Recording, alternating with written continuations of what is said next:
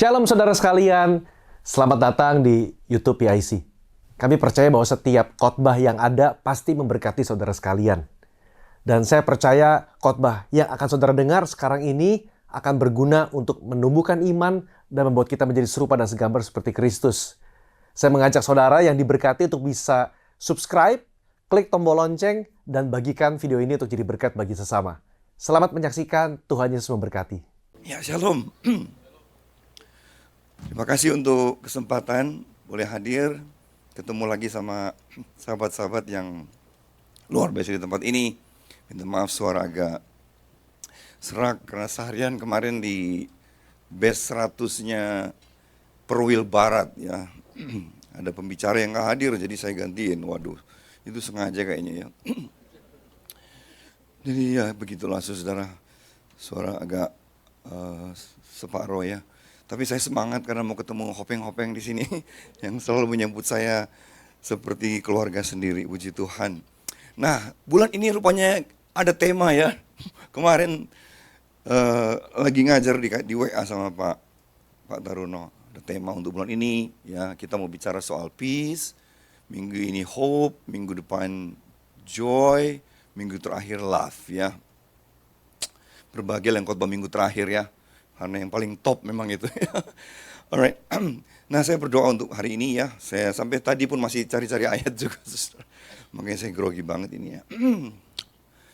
Ada ayat yang bagus yang kita mesti mulai ya. Dari Roma pasal 5 ayat yang kelima. Saudara, saya percaya kita semua mesti mengerti akan hal ini ya. Dan pengharapan tidak mengecewakan karena kasih Allah telah dicurahkan di dalam hati kita oleh Roh Kudus yang telah dikaruniakan kepada kita. Katakan amin. Jadi dalam Kristus kita punya pengharapan katanya. Dan pengharapan itu tidak pernah mengecewakan, tidak pernah sia-sia, tidak akan pernah mempermalukan kita kalau bahasa aslinya. Ya, karena kita punya kepastian dalam Kristus, saudara.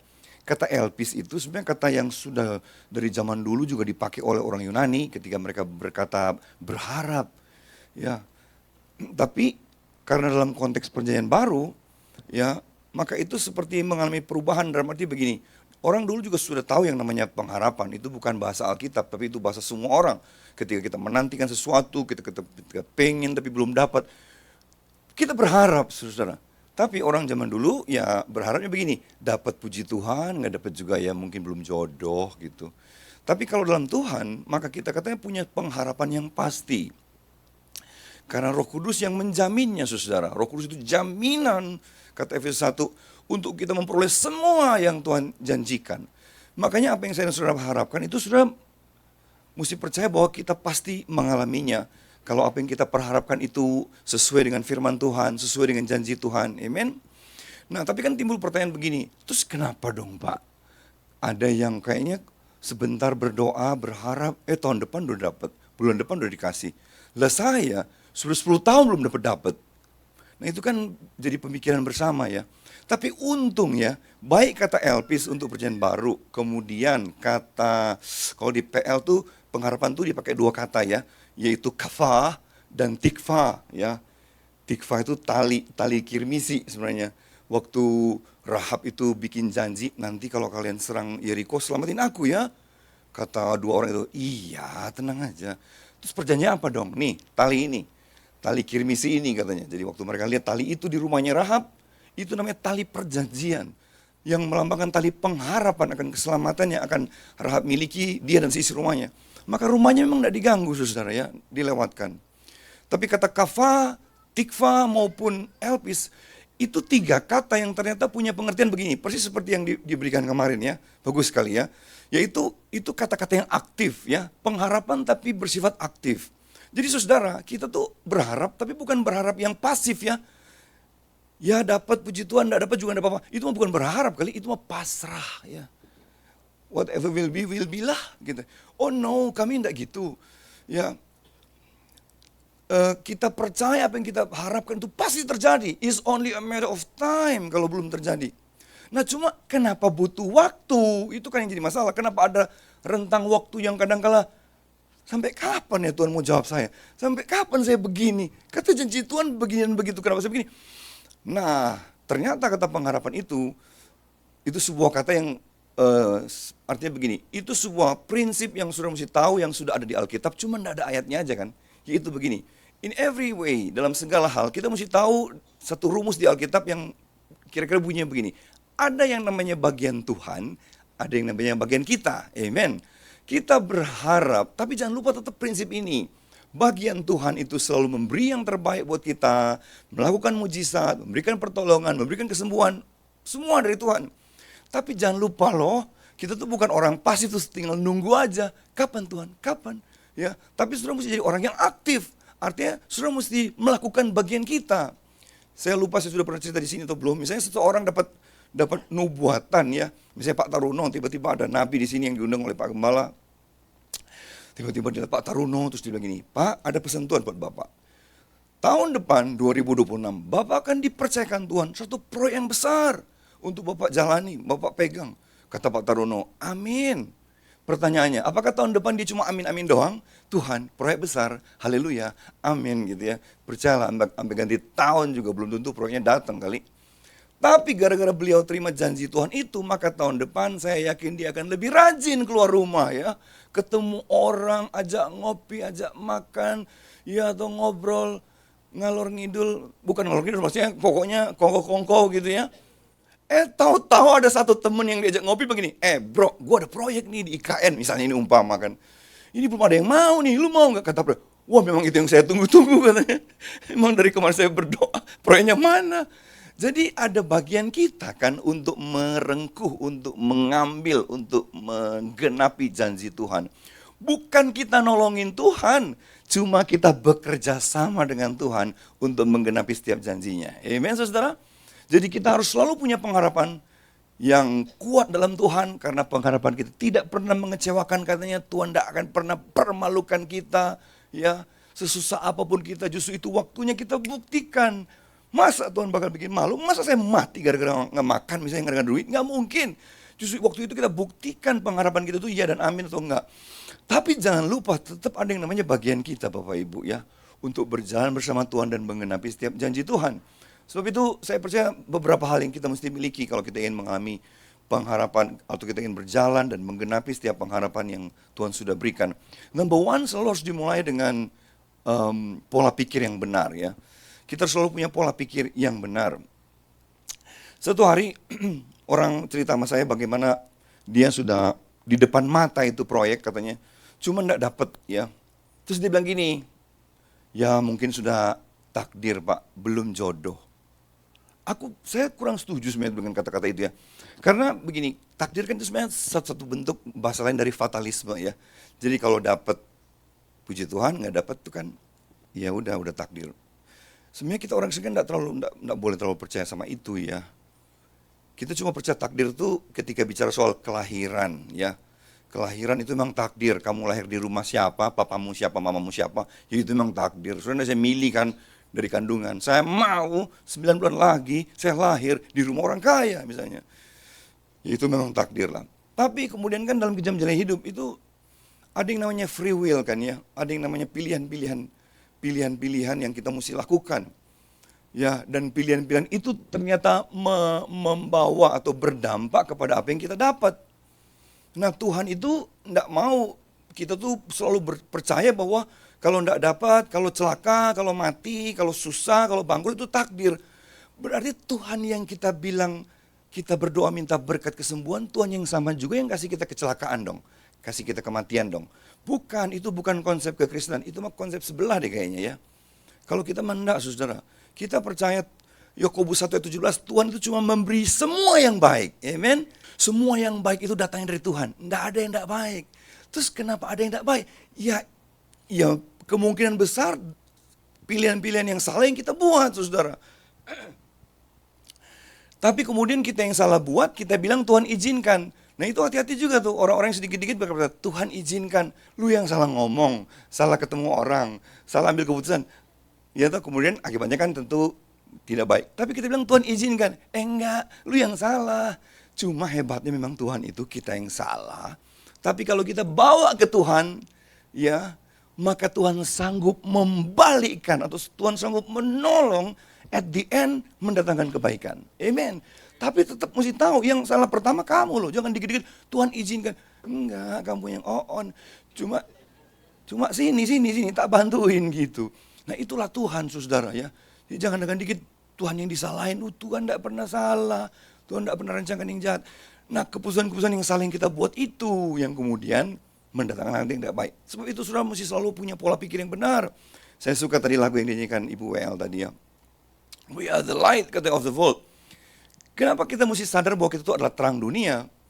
Karena banyak orang kalau doa saya dengar bilang begini, Tuhan, jadikan aku terangmu Tuhan. Kata Tuhan, udah terang bos. Cuma kamu mau terang, mau jadi terang nggak kan gitu. Saudara itu kan status, saudara itu terang dan garam itu status. Kamu tidak perlu minta lagi untuk Tuhan jadikan. Detik kamu lahir baru, maka kamu tuh jadi anak Allah, jadi terang. Cuma kadang-kadang kan udah terang, cuman di rumah mulu kan. Nggak mau pelayanan, nggak mau bantu-bantu gereja, nggak mau berbuat yang baik. Jadi, tapi selalu berdoa, jadikan aku terang. Kata Tuhan, keluar aja dulu ya. Cuma di rumah mulu tapi bilang jadi terang, sudah terang. Nah itu kan pola pikir memang saudara ya. Ayat yang paling bagus memang cuma satu ayat. Roma 12, ya bilang paling tepat ya. Roma 12 ayat yang kedua. Ayat yang saya percaya sudah pada hafal, apalagi jemaat RCC ya. Roma 12 ayat 2 berkata, janganlah kamu menjadi serupa dengan dunia ini, tetapi berubahlah oleh pembaruan budimu, sehingga kamu dapat membedakan manakah kehendak Allah, apa yang baik, yang berkenan kepada Allah, dan yang dalam kita menjalani hidup ini katanya kalau kita mau hidup berkemenangan, berhasil ya, maka kita mesti tahu kehendak Allah ya. Karena kalau kita tahu kehendak Allah, maka kita pasti ya mengalami yang terbaik ya. Dalam setiap situasi, kalau sudah orang pintar, memang sudah bisa menemukan solusi. Ada banyak solusi yang sudah bisa dapatkan, bisa lakukan. Itu kalau kita kasih nama tuh many good idea bisa kita lakukan ya. Cuman masalahnya kalau sudah terlalu pintar, sudah bisa dapatkan 5 good idea. Persoalannya 5-5-nya mau dicobain. Butuh waktu dong. Dari 5 itu kamu doa mana yang God's idea. Supaya to the point, kerjain, beres. Nah itulah yang namanya kehendak Tuhan ya saudara ya. Nah, kehendak Tuhan itu kata punya 3 ciri. Bahasa Inggrisnya bilang the will of God is good, pleasant, and perfect ya. Bahasa Indonesia aja yang terkesan kayak ada tingkatan, tapi bahasa Inggrisnya satu level. Jadi namanya kehendak Tuhan tuh baik, berkenan, sempurna. Nah itu yang kita harus temukan. Nah gimana caranya saya menemukan kehendak Tuhan itu? Diberitahu caranya di bagian A. Dikatakan let your mind be transformed katanya. Biarlah pikiranmu tuh, budimu itu dibaharui ya. Jadi memang nomor 1 itu pikiran yang mesti berubah ya. Budi ini, akal budi, nous ya. Paradigma, pola pikir. Itu yang selalu menghambat kuasa Tuhan, berkat Tuhan dalam hidup saya dan saudara. Berapa banyak orang Kristen cuma percaya Tuhan Yesus supaya katanya masuk sorga. Ya ampun, masuk sorga mah itu cuma berkat terakhir kali. Gara-gara kamu terima Tuhan Yesus. Tapi gara-gara kamu terima Tuhan Yesus, kamu akan dipakai Tuhan sebagai alat Tuhan, sebagai tangan Tuhan, sebagai representasi dari sorga di muka bumi ini. Karena kita ini anak Tuhan, kita akan menghadirkan sorga dalam hidup kita. Karena kita representasi dari Bapa di sorga. Tapi kalau sudah tidak tahu itu, maka sudah cuma berpikir yang penting terima Yesus supaya mati masuk sorga. Itu sama dengan agama-agama lain kan saudara. Tapi kita bahkan udah gak mikirin sorga. Sorga mah pasti. Bukan apa-apa karena kita kenal sama yang punya sorga. Amen. Yang punya sorga itu our Father saudara ya. Nah kalau yang bukan bapaknya sih masih berharap-harap ya. Tapi kita pasti saudara. Nah sebab itu kita malah harus berpikir, mesti tahu bahwa semua Tuhan sudah sediakan buat saya dan saudara. Nah itu kan dimulai dari pola pikir ya. Karena pola pikir yang salah akan selalu membawa kepada tindakan-tindakan yang salah. Kepada pemikiran yang salah, perkataan yang salah ya. Nah gimana saya punya pola pikir yang benar? Cuma satu, saudara mesti baca firman Tuhan. Haleluya. Ketika kita baca firman Tuhan, maka firman Tuhan itu merubah the way we think. Kita susah berubah kalau cuma belajar doang. Ya, memang pelajaran, pendidikan, pergaulan itu bisa merubah pola pikir. Tapi kan tidak selalu selaras dengan kebenaran. Tidak selalu itu baik, berkenan, sempurna. Tapi yang baik berkenan semua cuma firman Tuhan. Nah makanya saudara mesti baca. Yosua 1:8 berkata, jangan lupa memperkatakan firman Tuhan ini. Supaya kamu tuh bertindak hati-hati. Maka perjalananmu akan berhasil dan beruntung. Jadi berhasil beruntung itu akibat kita tuh memperkatakan firman Tuhan. Kan tidak mungkin sudah perkatakan kalau sudah tidak baca toh. Kalau sudah baca, sudah renungkan. Maka rupanya firman Tuhan itu merubah diri kita from inside out ya. Dan karena hidupmu berubah oleh firman, hey, perjalananmu dibuat Tuhan berhasil dan beruntung, saudara.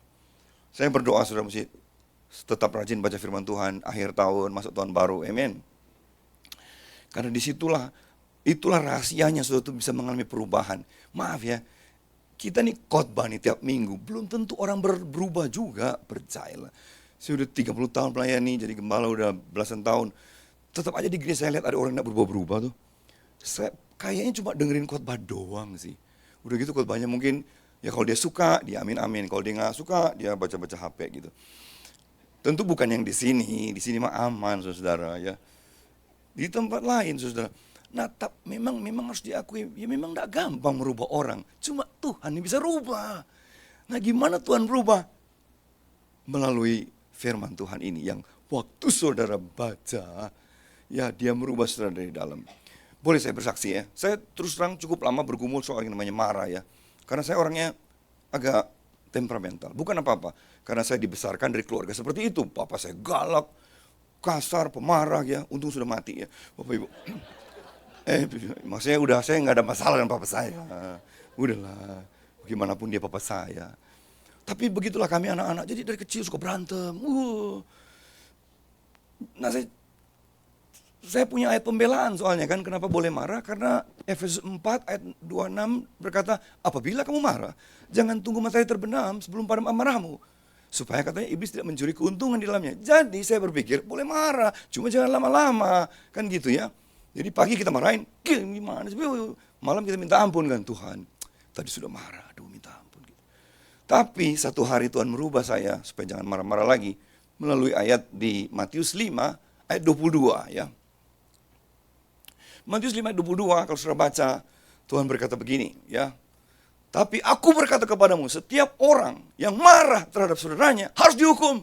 Siapa yang berkata kepada saudaranya, kafir lu, harus dihadapkan ke mahkamah agama. Siapa yang berkata jahil harus diserahkan neraka yang menyala-nyala, saudara. Waktu saya baca ini saya kaget, astaga. Ternyata kalau saya marah masuk neraka saya, saudara. Nah, kalau sudah datang ayat begini, siapa mau lawan? Saudara mau bela? Oh enggak. Ayatnya ada gitu. Well, disitulah saya sadar bahwa ternyata memang idealnya memang nggak boleh marah loh. Di dalam Tuhan itu kita udah nggak boleh marah-marah, saudara. Ya kalaupun sampai marah terpaksa pakai ayat yang Efesus 4 ayat 26 itu kan. Itu pun terpaksa. Tapi jangan kebiasaan, saudara, dikit-dikit marah. Aslinya itu jangan marah loh. Nggak boleh marah loh. So kalau marah, ngatain orang aja masuk neraka, apalagi marah, saudara. Apa iya Pak, beneran kalau kita marah masuk neraka? Ya nggak tahu juga sih. Cuma memang Tuhan itu begitu ya, suka pakai kata-kata yang agak hiperbola. Saking dia menekankan pesannya gitu. Ya saya percaya kita bukan masuk neraka gara-gara marah kan. Cuma dia ngomong begitu supaya jangan marah ya, gitu kira-kira ya. Nggak boleh marah. Kan sering dia pakai kalimat-kalimat seperti ini ya. Satu hari dia pernah bilang begini, kalau matamu menyesatkan, cungkil, lebih baik masuk surga nggak ada mata daripada masuk neraka katanya. Karena matamu yang menyesatkan. Apa iya sudah menurutin ayat itu secara hurufiah? Sudah lihat yang nggak benar, aduh mata gua bisa bikin masuk neraka nih. Sudah cungkil, cuak. Besok ke gereja sudah meraba-raba kan, halo, shalom, siapa nih Asher? Loh matanya kemana Pak? Saya cungkil kemarin, nggak apa-apa. Yang penting saya masuk surga. Waduh, silakan masuk pemilik surga ya. Ternyata udah mata nggak ada, tangannya masih nakal ya, masih grepe-grepe. Dia potong juga. Itu kan kasihan WL dong di tempat ini ya. Kalau jemaahnya kayak begitu ya, bukannya berkata mari yang pria, ganti yang wanita. Enggak, karena jemaahnya begitu, mari yang buta, ganti yang buntung. Itu mah horor gereja kita ya. Kalau kayak gitu. Tapi ayatnya begitu. Ya bener, cuma itu kan suatu kalimat yang ya hiperbola bahasanya ya. Itu zaman dulu juga sudah ada. Digedein kayak gitu supaya kamu serius, jangan main-main sama dosa. Kira-kira gitu, saudara. Nah jadi sampai Tuhan bilang, masuk neraka kamu. Jadi memang gak boleh marah loh, saudara. Nah itu kan firman yang merubah ya. Percayalah, berapa orang sudah ngomong sama saya, jangan marah-marah. Nanti cepet tua, darah tinggi. Dalam hati, biarin aja. Gue yang cepet tua kok, gue yang darah tinggi, kenapa bilang. Tapi kalau Tuhan yang bicara through melalui firman-Nya, siapa mau lawan? Bahkan dia beri kita kuasa untuk berubah. Amin. Nah makanya memang saudara mesti baca firman, saudara. Tidak ada jalan lain, percayalah saudara. Suami-suami, kalau saudara rindu istrimu bertobat ya, udah berhenti marah-marahin. Suruh dia, "Ma, udah baca Alkitab belum? Udah baca Alkitab belum?" Gitu. Baca aja dulu, Ma. Baru bisa itu marah-marah ya.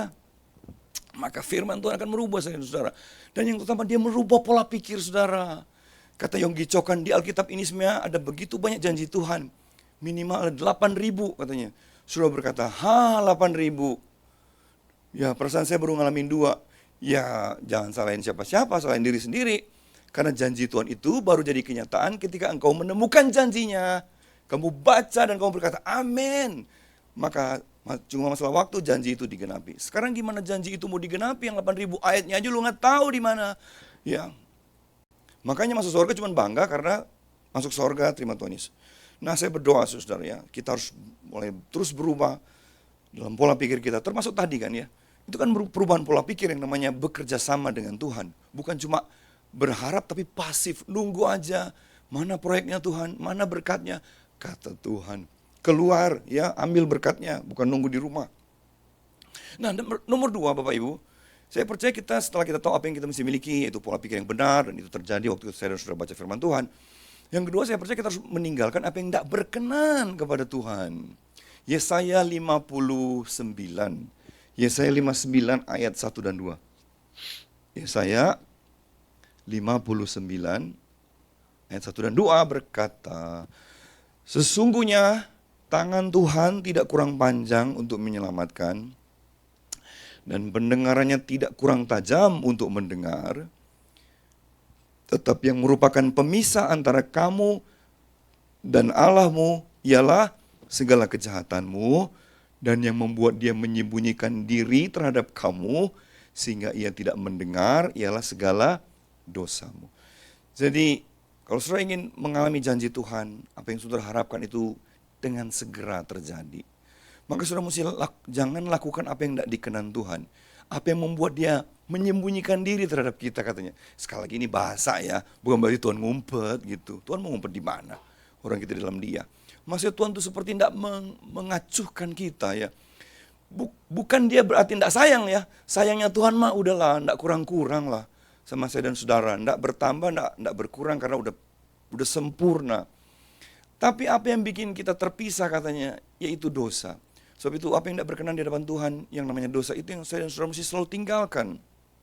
Saya dan saudara harus selalu hidup dalam pertobatan. Saudara, kita fair-fairan aja ya. Siapa sih yang nggak pernah bikin salah? Oh ya, cuma begini, ada orang-orang yang bikin salah, tapi salahnya tuh nggak kelar-kelar, diulang terus. Nah sekarang kita bantu ya, yang seperti ini ya. Kenapa ya dia itu sudah minta ampun, sudah bertobat, tapi bulan depan jatuh lagi, tahun depan jatuh lagi. Saya pernah mengalami itu dengan cukup lama saudara ya. Yang namanya minta ampun, bertobat, nggak bikin, ya lumayan lah sekuat-kuatnya berapa bulan gitu, terus bisa bikin lagi tuh. Sampai saya menemukan sebuah kebenaran di 1 Yohanes 1 ayat 9, yaitu yang namanya the power of confession. Kita semua masih bisa bikin salah, tapi kenapa salahnya tuh itu terus? Gitu. Nah rupanya kita tuh selalu jatuh lagi karena kita rupanya cuma minta ampun tok. Sudah enggak cukup loh cuma minta ampun tok loh. Karena kalau sudah minta ampun doang, diampuni nggak dosanya? Diampuni. Cuma potensi bikin lagi. Karena enggak ada kuasa dalam diri saudara untuk sepertinya punya kemampuan untuk menang. Until kamu tahu rahasia ini. Ya. Apa dikatakan? Jika kita mengaku dosa kita. Jadi kita tuh mesti confess, kita mesti preteli, mesti ngomong dosamu. Jangan cuma begini, Tuhan, aduh kemarin udah banyak salah. Aku minta ampun ya Tuhan ya, kuduskan aku dengan darahmu. Diampuni, oh pasti. Tapi masalahnya besok lu bisa bikin lagi kan. Caranya gimana supaya dalam diri kita tuh ada kekuatan untuk kita bisa lepas. Yaitu ketika engkau akui satu-satu dosa itu. Tuhan, kemarin udah bohong Tuhan. Aduh, saya udah ngomong yang bohong sama orang itu. Kemarin saya udah maki orang Tuhan. Astaga, ternyata saya masih bisa maki. Waktu saudara ngomong, saudaranya malu ngomongnya kan. Coba, itu baru yang biasa, yang kan. Coba yang lebih gede tuh. Berani yang ngomong. Mesti berani. Tuhan, sudah begini. Kita malu. Kita dengar aja malu. Tapi waktu saudara ngomong itu, ternyata ada kuasa dalam diri kita untuk melepaskan itu semua. Amen. So sekarang kalau jatuh, dan supaya rindu tidak jatuh lagi, diakui bos, jangan dirapel. Apalagi pas, sekalian lah perjamuan kudus lah. Sebelum makan tubuh dan darah Tuhan, sebulan ini ya ampun. Tuhan mah tahu kan. Saya tidak usah ngomong lah Tuhan, pokoknya saya minta ampun. Diampuni sih, tenang aja. Cuma ya berarti kamu tidak akan menang kalau kamu tidak belajar, confess. Ya, akui karena ada kuasa dalam pengakuan. Amen. Tapi itulah kuasanya di situ, saudara. Waktu saudara preteli, maka ya ada kuasa untuk melepaskan diri saudara. Haleluya. Nah, sekarang beginilah. Kenapa sih kami itu harus tinggalkan dosa? Ya, on the way perjalanan saya dapat ayat bagus, yaitu Pengkhotbah pasal 2. Pengkhotbah pasal 2 ayat yang ke-26. Sekarang kan bagaimana supaya saya bisa mengatasi masalah-masalah saya? Persoalan-persoalan yang saya hadapi. Ya, bagaimana supaya saya mengalami terobosan-terobosan yang baru? Sederhananya kan kita perlu hikmat dari Tuhan. Ya elah, kalau kerja keras mah semua juga udah pada kerja keras. Tapi kenapa belum dapat gitu? Jadi bukan masalah keras enggak keras ya. Tapi ternyata kita perlu hikmat. Dan how we get the wisdom ya. Bagaimana saya dapat hikmat? Ayat yang 26 dikatakan begini.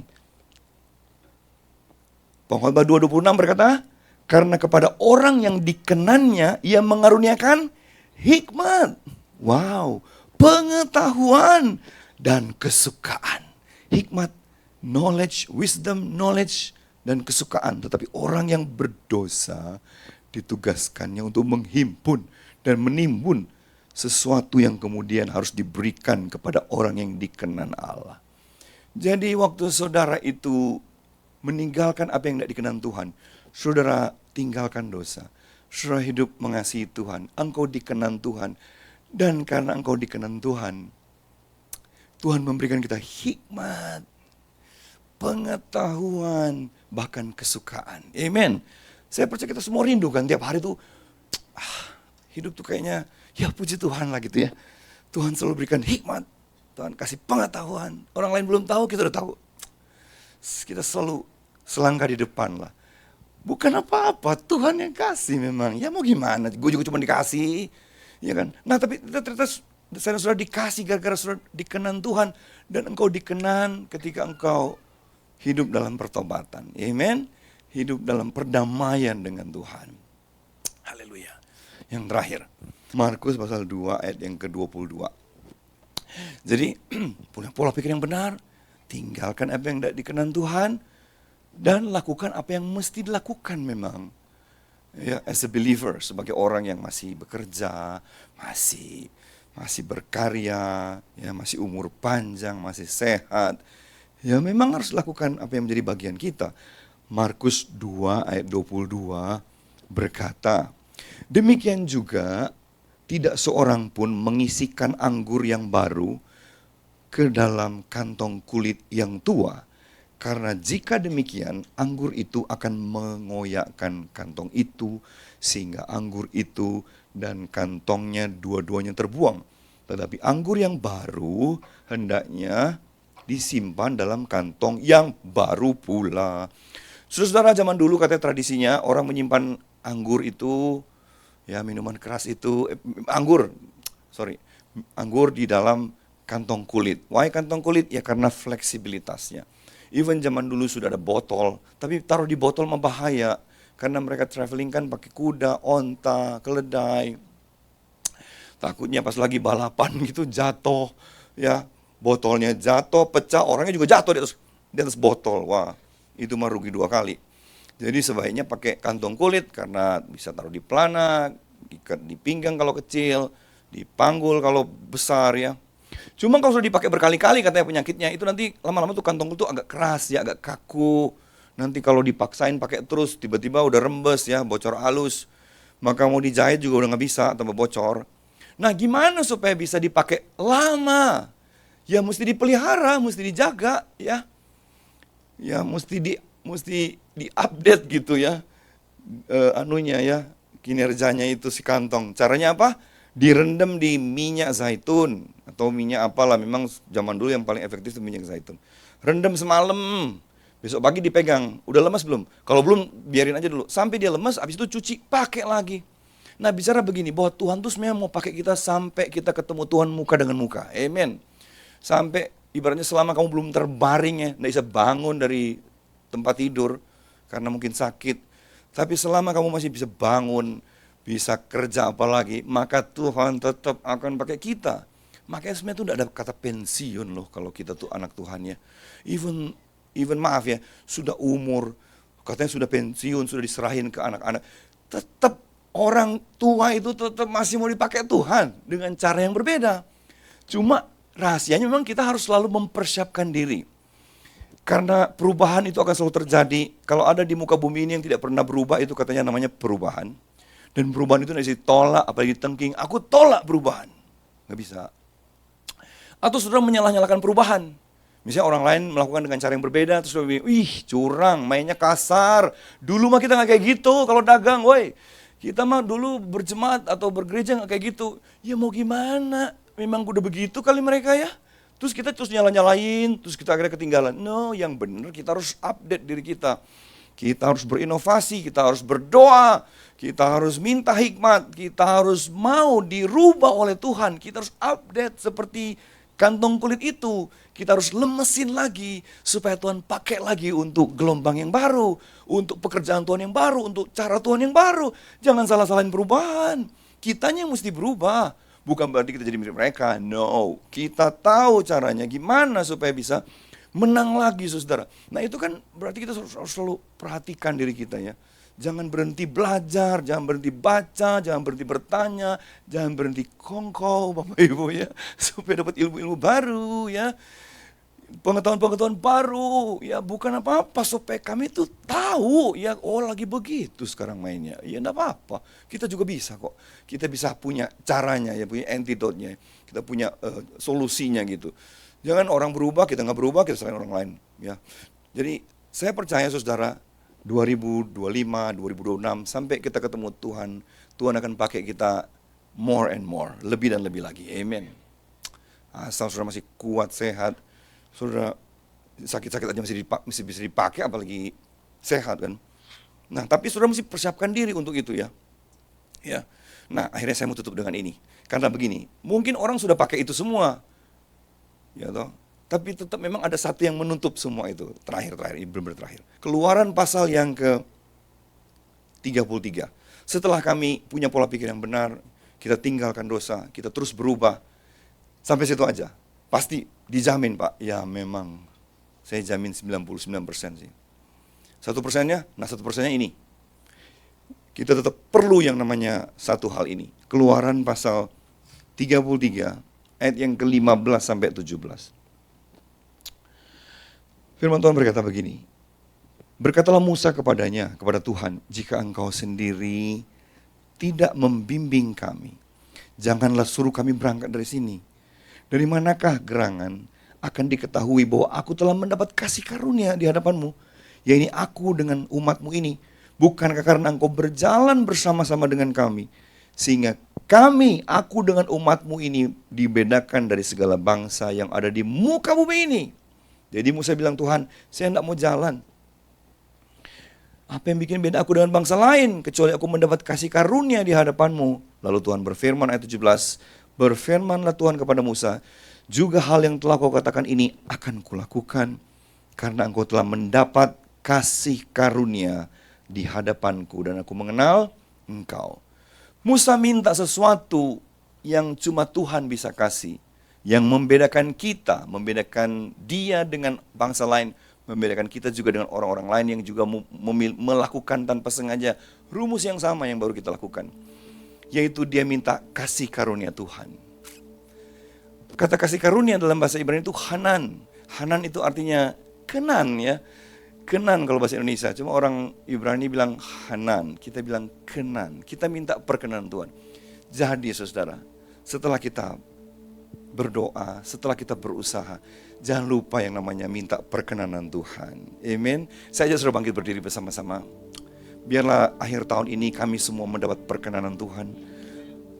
Untuk mengakhiri tahun 2025 ini dengan penuh sukacita, penuh kemenangan. Masuk tahun 2026 yang mungkin kami nggak tahu seperti apa. Tapi kalau kami dikenan Tuhan, maka Tuhan akan memberikan kami hikmat, pengetahuan, kesukaan.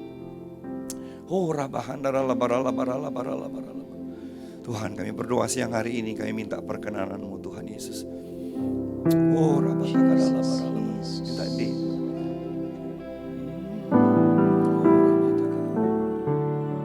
penyertaan-Mu Tuhan.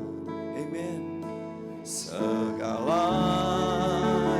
bagiku, hadir-Mu di hidup kami, hadir-Mu di hidupku, terutama bagiku. Sekali lagi, penyertaan-Mu,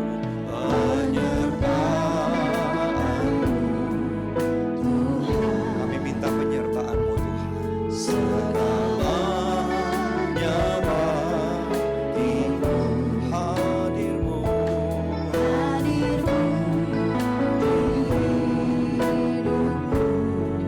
Haleluya. Say, anugerah-Mu, anugerah-Mu, anugerah-Mu, anugerah-Mu. Semua karena anugerah-Mu. Haleluya. Bukan karena kekuatan, anugerah-Mu, anugerah-Mu,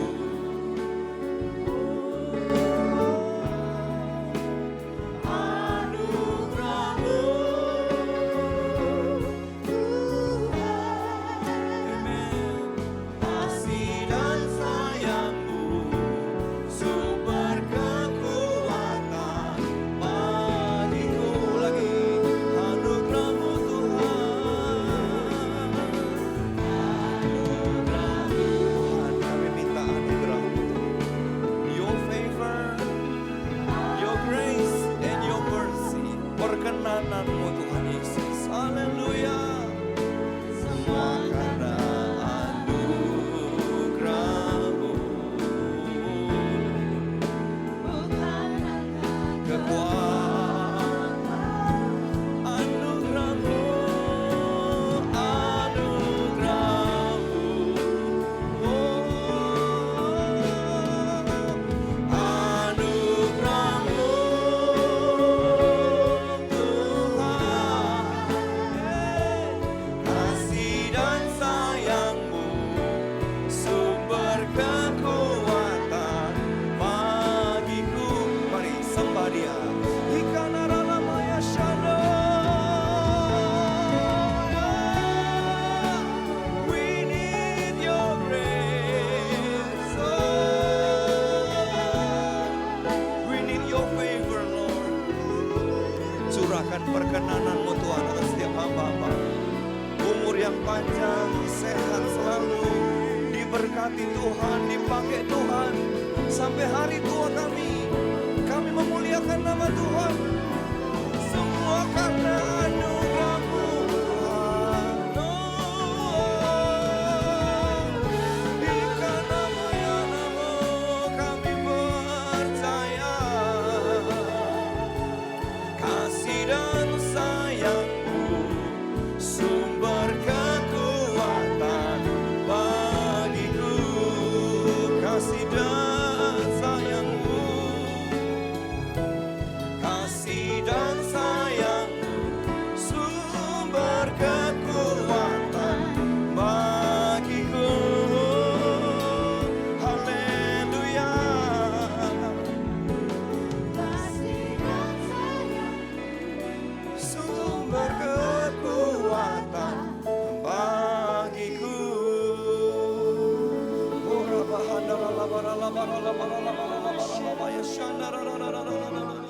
Shalom saudara, saya percaya saudara diberkati dengan khotbah yang baru saja saudara dengar.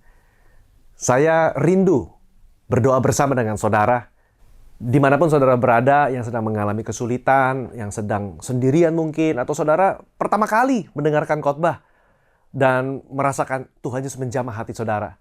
Saya rindu berdoa bagi saudara. Tuhan Yesus, kami berdoa bagi saudara-saudari kami dimanapun mereka berada. Tuhan jamah hati mereka. Kalau mereka belum mengenal Engkau sebagai Tuhan dan Juru Selamat, masuklah dalam hati mereka, sehingga mereka boleh memiliki pengenalan pribadi dan mendalam tentang Engkau. Dan kami berdoa Tuhan, dimanapun mereka berada, pertemukan dengan gereja lokal yang tepat, sehingga mereka boleh bertumbuh imannya. Terima kasih Bapa. Di dalam nama Yesus kami berdoa. Amin.